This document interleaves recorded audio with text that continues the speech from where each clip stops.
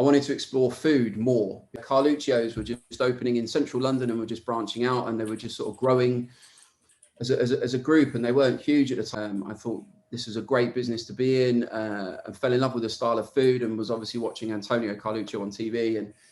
And I applied for a sous chef job. I remember just saying, do you know what? This isn't really about going in at the top. It was about actually learning and expanding my skill set and trying to learn a bit more about an industry. The year or two into it, I was approached to open a couple of restaurants, as I'd done one or two in London. And they said, well, do you want to open some in Manchester? And I said, well, yeah, why not? I was with them for about 9 years and did openings and demos with Antonio and book signings and all that sort of stuff, which was incredible. And he's obviously hugely passionate. And then one day I was headhunted by Jamie. So one day I got a phone call from the people at Jamie Oliver, and they said, we want you to look after 4 or 5, maybe 6 restaurants across the north, Manchester, etc. when they open. By now, I've been in the industry sort of 15 years, 16 years, something like that, and was really eager to do something exciting. And that was obviously a brilliant opportunity. So of course I said yes. I think within 3 or 4 months, they said, actually, we're not going to be opening just this restaurant or that restaurant. And it's not just going to be, a 5 or 6 group restaurant for you. It's going to actually be 12, and it's going to be from Newcastle all the way down to Cardiff. And it was great, but there were just so many restaurants, and it was growing so fast, the role for me, that I said to him, guys, this is getting big. This is getting, complicated. It's worth noting as well that whenever Tony rocked up to Jamie's in Newcastle, if we were in the weeds, he was the first one in a jacket, diving on the line, bailing us out. I saw it more than once. It was an amazing restaurant, and you always say yes, because it's an amazing buzz to be on a high volume shift and be in the same frame of mind and the same mentality as your team, and being at high volume places. It has something unique, and there's that sort of bond, that sort of family bond particularly. I found online a company called the Burnt Chef Project, and it's essentially run as a non-profit organization by a guy called Chris Hall. And I saw that I was exec chef for a company called East Coast Concepts, which kind of runs a few kind of funky bars and restaurants around Manchester down to Oxford. And I found the Burnt Chef Project and thought, what a brilliant opportunity, knowing how I'd come out of some sort of dark times and really questioning what I wanted to do, and whether staying in catering or leaving it and all the rest of it. And then I understood myself enough that I thought I should train in mental health, because now I can see what the difficulties are. Now I can see how it is when people change. And so that was probably this time last year I found them, and they don't even go in maybe a month or two then. At the time, none of us knew how long furlough was going to be, or being at home, and everything sort of lockdown was shut down. And you think, going from working 100 miles an hour to then stopping and then going back into working 100 miles an hour again, that's going to put a lot of mental strain on people. So no better way than to learn, understand that, and coach that and guide that with my team. So I trained in mental health, and then I understood it more. And then Chris said, well, would you do a video, and would you do this? And he said, let's do some chats, let's get some people involved. And there was probably the first chat, there was probably 6 of us on. Every week it became the Tony show. And I was like, I don't want this to be about me. It wasn't about me. I wanted to sit here and listen and hear that I wasn't the only one that has ever gone through a difficult time in catering. And then one day he said to me, mate, you come across amazing, which at the time I was like, oh God, stop it. And he said, would you do a podcast? I said, well, of course I would. Yeah. He said, I couldn't wait to put this together. He said, you really inspired me to do a podcast, because like I say, you're not the only one going through it. You're certainly not. And I certainly am not. So yeah, that was really interesting. It was really exciting. And that kicked off the Burnt Chef Project podcast. And I was absolutely blown away to be the first one on that. It's just a brilliant project to be involved with. You understand that you're no longer alone. You're no longer on your own. I would always go and now say, listen, are you okay? Yeah, fine. No, are you okay? What's going on? How was your morning? You get a little bit more character, you get more detail, and you get an answer, rather than, yeah, I'm fine. Let's see. I'm going to go through some of your questions. Working with Jamie was amazing. Working with, we did, I think, 2 or 3 different menus together. And likewise with Gennaro. Gennaro's as mad as a box of frogs, which Leah will completely agree with. In that, I remember this is a genuine story. This is honestly, we were in London in Shepherd's Bush, and we were making some arancini together. So it's like a risotto dish. Today you'd make a risotto, and then any leftover you'd then roll in breadcrumbs and turn them into little balls of deep fried rice like that. And you set them in the fridge. And then he came out of the fridge. He went to do something, and he came back. He got a coffee, and he came back in the fridge to look at his arancini. And he threw the arancini away that he just made with me, and he threw them in the bin because he said that somebody had stolen his prep. And he was an amazing person in that whenever you see him, he 100% would give you a hug. And every year when they do an Antonio Carluccio Foundation dinner in London, he will phone me from the kitchen with any of the chefs that he's with and say, I wish you were here. And I'm invited every year. And obviously it won't happen this year, but there's, it's a foundation dinner that raises funds for the Antonio Carluccio Foundation. And, I've not worked with him for 5-6 years, but I'll still get that now every year. And that for me is what this industry does. You just become a family.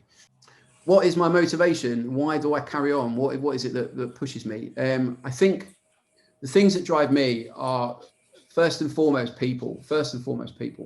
Having, a great team of people around you. You don't always do it for the money. Actually, you do it for passion or for a product or for people, or you have to know what it's like. So obviously you've got to start somewhere and you've got to get into it, but you've got to believe that this is the thing that you want to do. So if you love food and you love, watching the high pressure stuff on TV, and watch the stuff on Netflix called Chef's Table, that's the stuff that I would recommend to people to watch, because it gives you an insight into the detail and the passion and the dedication. And if you don't want to turn up on time, if you don't think, I'll be half an hour late, that's all right, then that's probably not the right position for you. You get out of it what you'll put in. So if you're late, the rest of the guys around you are going to see that, and they're going to be disrespectful to that. So it's about giving 100% and looking after every aspect of it. So that's from time management to food quality to presentation to a good clean down to starting at the right time, opening at the right time, clear communication. All those things are sort of tick boxes. You can't let one of those go because it's not really for you, or the whole of it isn't for you. So that's what I would say, I think. How long did it take you to find a strong confidence in yourself, or have you always felt that confident?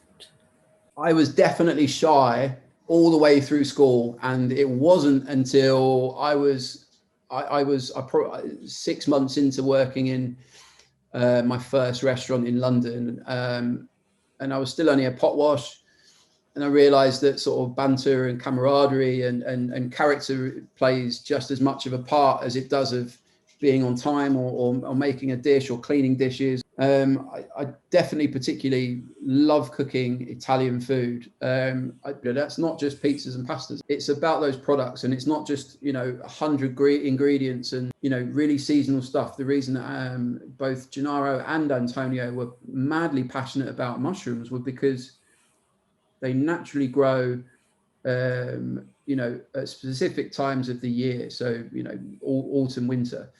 And it was about those unique, brilliant ingredients and then getting the best out of them, really rendering so you get a nice color and a caramelization on them, and then serving them with something creamy that you get this great earthiness and creaminess, mixing in a couple of herbs to just lift the flavor of the richness, and you've got an incredible risotto. So for me, the Italians, they will always do probably the best food in the world. But equally, I love a bit of Thai food that's a bit spicy. We've got another one from Michaela. What is the one ingredient you feel you couldn't live without, and why? This is going to sound really bizarre, but just go with it for a second. So fresh herbs for me are something that will always lift and link different products together. So fresh herbs, and there is a time and a place for a dried herb, don't get me wrong, but fresh herbs will always do something just unbelievable to pretty much any dish. The project that I'm working on at the moment is the Chef Hub. So this is a website that I've just finished developing, and I've been doing a couple of sort of videos and introductions to that recently. I wondered how I could support sort of struggling businesses that don't have their exec chefs or don't have development chefs, or just these little places that are doing takeaways and have now had the same menu for 2, 3, 4, 5, 10 years. This was a way of being able to help them. This was a way of you actually coaching and training on a personal level all of your team. It's something that I've set up on the side, and hopefully it's something that can grow. It's an interesting project, and I'm hoping that I can get a few other people involved. So a friend of mine is Daryl Collins, that was on Bake Off Professionals back last year, and he said, look, I'll do some desserts for you. So you know, it's a great industry. Do you think networking and meeting other chefs and maintaining those contacts is kind of the way forward in industry, that kind of coming togetherness from all around the country?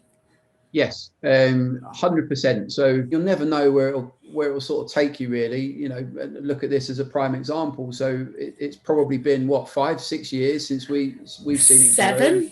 Seven. Really? Jesus Christ. 7 years.